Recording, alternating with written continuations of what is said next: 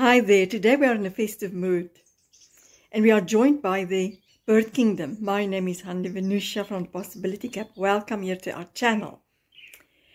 So our world is really going through an interesting phase and we can do with all the wisdom we can get. And we know there are wisdom from the animal kingdom that we can surely get, and especially from nature.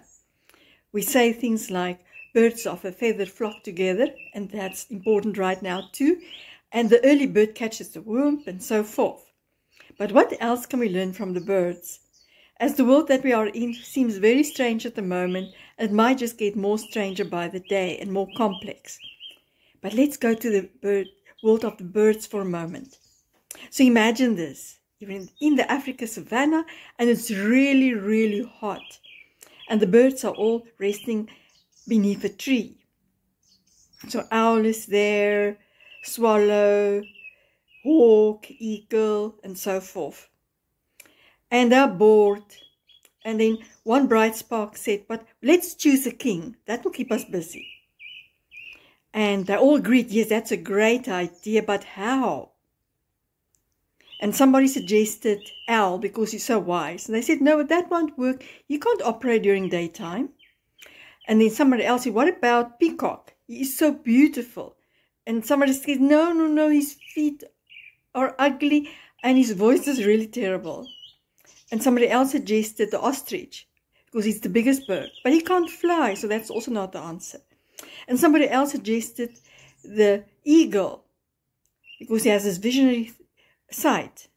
And they said, no, but he's too ugly. And so they go on and they get into a deadlock. What now?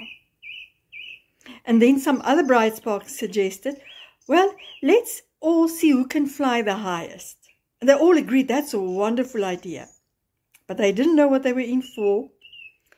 And so they all went to the starting point and they took off, they ascended into the air, and there they go. But the smaller birds soon fell out because their wings were not strong enough and the air currents were too strong as well.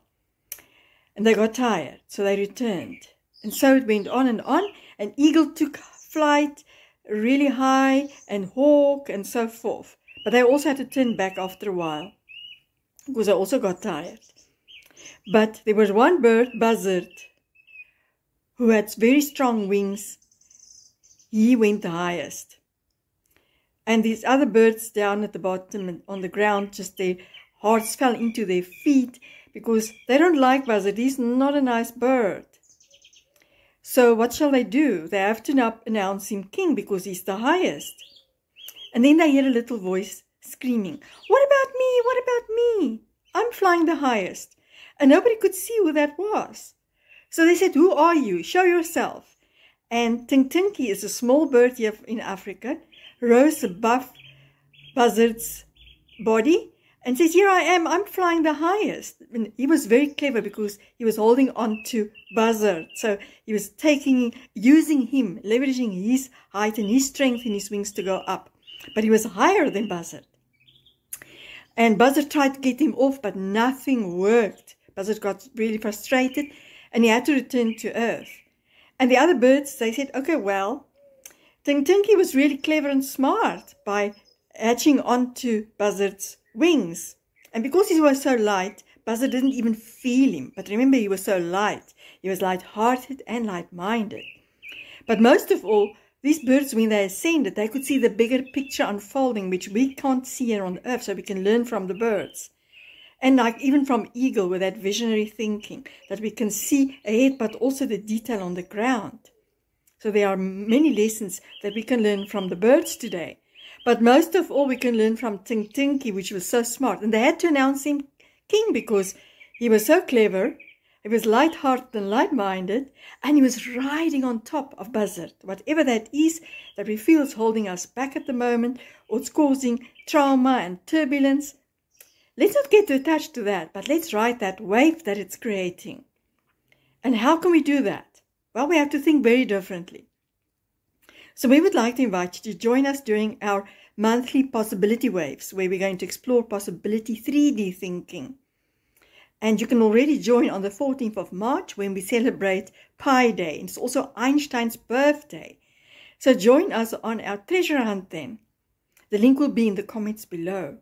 But most of all, reach out to us if you want us to help you with your teams and your groups and your networks to really activate and engage and stimulate your possibility 3D thinking abilities, that we can rise above whatever is happening, and that we can be like Tinky, like heart and like minded, but open to the vast field of possibilities right now.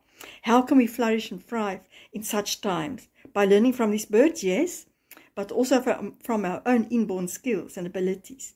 So we're looking forward for you joining us monthly on our possibility wave, as well as when we expand and stimulate and engage our possibility 3D thinking abilities.